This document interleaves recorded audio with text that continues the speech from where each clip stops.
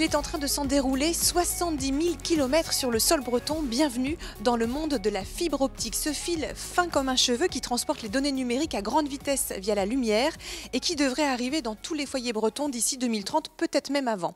C'est un chantier tellement important qu'ici, la Cité des Télécoms y consacre une nouvelle salle d'exposition sur la fibre terrestre et sous-marine avec beaucoup de pédagogie et d'interactivité. Vous n'y échapperez pas, c'est l'électronique du 21e siècle et vous allez le voir, elle est source de grandes innovations et d'emplois.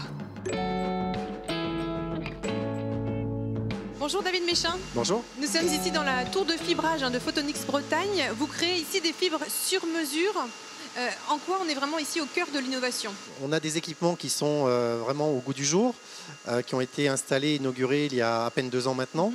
On a une tour de fibrage qui est sans doute une des plus complètes et des plus performantes en Europe. Et donc grâce à ces nouveaux équipements, on arrive à faire des fibres optiques avec des niveaux de précision qui sont finalement très bons et bien meilleurs que la concurrence. En quoi ce sont des fibres vraiment spéciales? La fibre télécom que vous allez pouvoir avoir par exemple chez vous pour avoir de l'internet rapide va être une fibre, on va dire très classique, bas coût, qui est faite en grande quantité, souvent en Asie. Nous, on va être plutôt sur de la fibre sur mesure très spéciale qui va servir pour d'autres applications comme la santé, le laser industriel, l'environnement, etc. Quel est le gain finalement avec cette fibre? Ça veut dire à la fin, dans les différentes applications, plus de précision? En fait, ces fibres-là vont intégrer pour la plupart soit des lasers, soit des capteurs. Les lasers qui vont intégrer ce genre de fibres vont être soit plus puissants, c'est-à-dire qu'ils vont pouvoir par exemple découper de la tôle plus vite, ou des smartphones. Pour réparer nos yeux? Par exemple. Et les capteurs qui vont intégrer ces fibres vont être aussi plus précis, c'est-à-dire qu'on va pouvoir détecter des choses qu'on ne pouvait pas détecter avec des capteurs qui intégraient des fibres d'ancienne génération. Et elle s'exporte aujourd'hui, la fibre Photonics Bretagne, dans le monde entier? Tout à fait, on a des clients aux États-Unis, en Chine, en Israël, en Allemagne. Qu'est-ce qui aujourd'hui fait vraiment la force du terreau lagnonnais dans le domaine de la fibre optique? Ce qui est particulier, c'est finalement la concentration d'entreprises photoniques dans une ville qui reste relativement petite par rapport à des villes comme Paris, Bordeaux ou Shanghai. Et c'est vrai que cet écosystème très concentré donc provient en effet de l'histoire, avec tout ce qui a été développé au moment du CNET qui est devenu Orange Labs.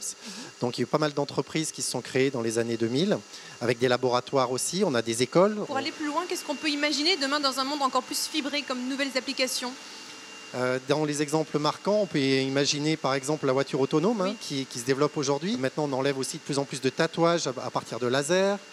On peut faire même de la chirurgie. Et puis on a de plus en plus d'applications aussi dans l'agri-l'agro.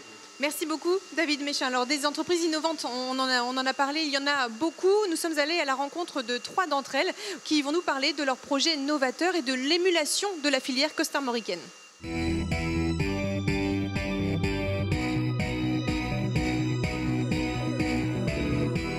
Merci. La fibre optique a plein d'avantages. Elle permet d'avoir des faisceaux, par exemple, de très bonne qualité. L'énergie que l'on véhicule à l'intérieur s'atténue très faiblement, donc on consomme moins d'énergie. On retrouve effectivement nos fibres et nos systèmes dans des bateaux qui peuvent faire des courses larges de grande vitesse. Les bateaux sont maintenant équipés de foils pour s'élever au-dessus de l'eau et puis gagner en vitesse. Ces foils, on les a instrumentés avec des fibres optiques justement pour mesurer ces contraintes et ces forces qui sont appliquées pendant la course.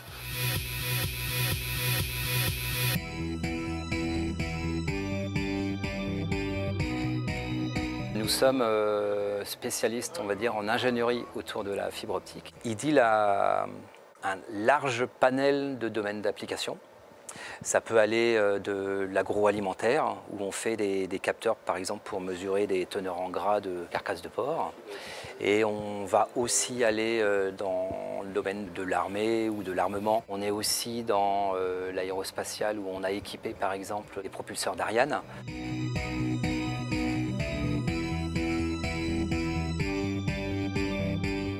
On a décidé en 2013 de venir s'implanter sur Lannion. Le fait de venir donc sur Lannion nous a permis de favoriser une croissance immédiate. On a passé de 10 salariés à 15 salariés et aujourd'hui on est 17.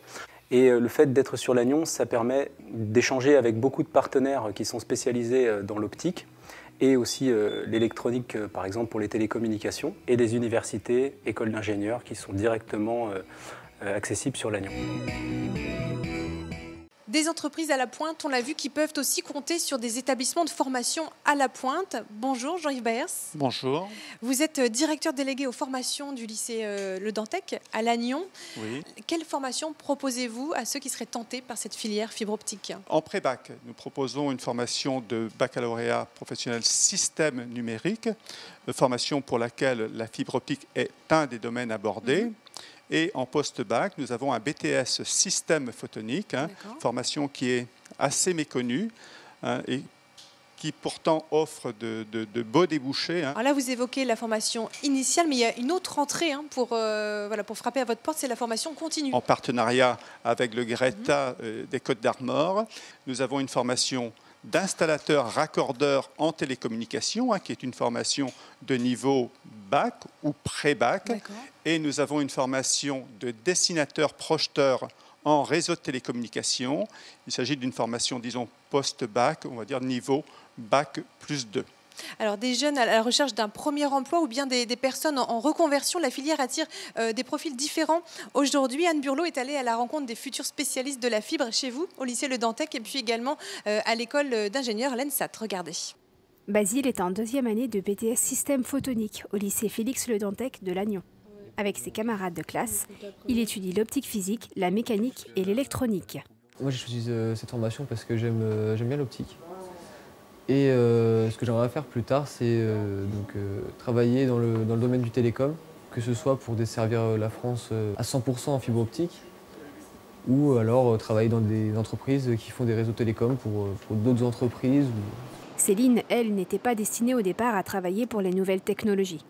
Après un parcours professionnel dans l'agroalimentaire, elle vient de rejoindre la nouvelle promotion IRT, installateur de réseaux de télécommunications du GRETA.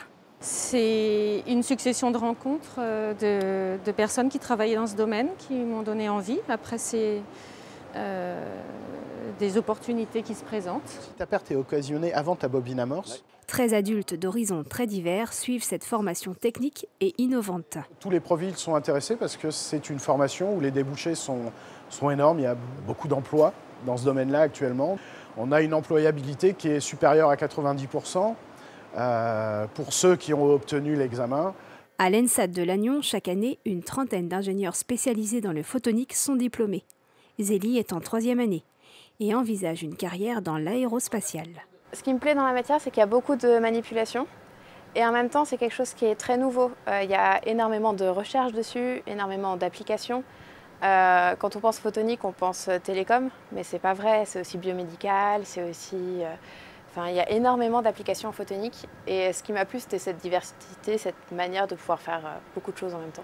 L'école et son laboratoire forment et accompagnent également des doctorants, comme à Nantou, qui étudie les lasers à fibres. L'ENSAT est une des 3 écoles d'ingénieurs en photonique en France, et il n'y en a pas d'autres, donc c'est une école qui est très recherchée par les étudiants qui veulent s'orienter vers cette voie. Et puis l'Institut Photon est un laboratoire de recherche qui est basé à la fois sur Lannion et Rennes et qui est très reconnu dans son domaine. En moyenne, un ingénieur diplômé de l'ENSAT trouve un travail au bout d'1 mois seulement. Aux futurs lycéens qui nous regarderaient, est-ce qu'on peut dire qu'après le bac pro ou le BTS, il y a un travail assuré? Oui, si bien sûr les jeunes sont mobiles, il y a un emploi d'assuré. Je dirais même au niveau Bretagne. Est-ce qu'on peut parler d'emploi vraiment durable? Alors oui, je pense qu'on peut parler d'emploi durable. Aujourd'hui, les entreprises que nous rencontrons nous disent avoir des besoins. On parlait tout à l'heure de dessinateurs, projeteurs et d'installateurs en réseau de télécommunications. Ces entreprises nous disent avoir aujourd'hui une visibilité sur au moins les 3 prochaines années. Et alors après? Alors après, il y aura certainement moins d'embauches dans ces métiers-là, mais de nouveaux métiers vont apparaître. Par exemple, dans le domaine de la maintenance, il y aura aussi des possibilités d'évolution au sein même des entreprises. Merci beaucoup.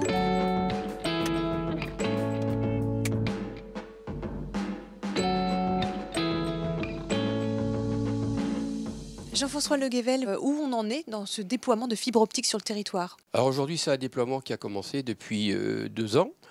Nous avons 3 communes qui sont fibrées, 1200 et quelques prises.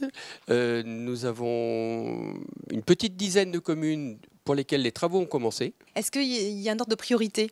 Nous avons servi déjà les communes qui étaient très mauvaises en débit.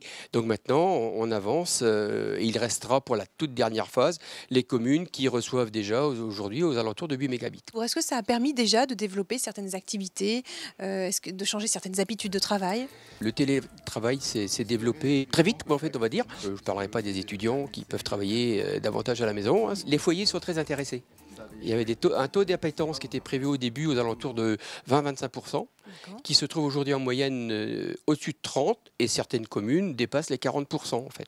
Une fois que ma commune est fibrée, je suis citoyen, je veux être connecté au très haut débit. Est-ce qu'il y a encore une démarche à faire? Ce réseau donc, est construit de telle façon que le point de raccordement est situé à une centaine de mètres de chaque foyer à raccorder.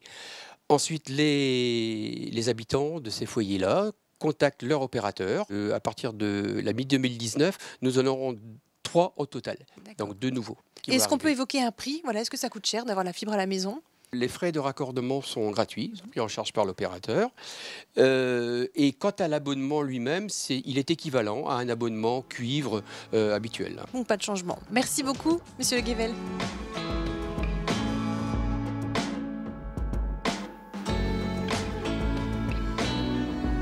Selon Pôle emploi, d'ici 10 ans, entre 30 à 50% des métiers actuels auront disparu. Alors de nouveaux métiers vont émerger et la fibre optique y participe grandement.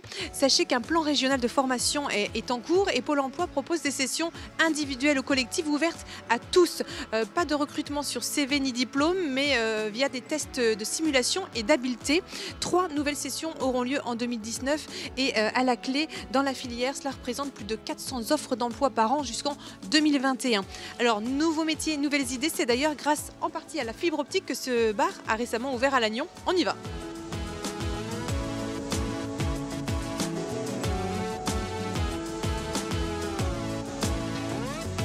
Alors Thomas, il y a beaucoup d'images, vidéos, d'ordinateurs. Est-ce qu'on travaille ou on s'amuse ici? On vient avant tout se rencontrer ici, on vient profiter des dernières technologies, des derniers jeux vidéo et de la fibre optique et de l'interconnectivité que ça peut engendrer justement dans différents domaines.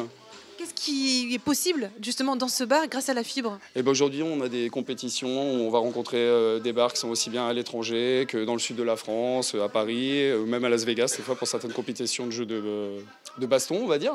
Donc c'est des choses qui étaient inenvisageables il y a une dizaine d'années avec les petits débits qu'on pouvait avoir sur l'ADSL. Voilà.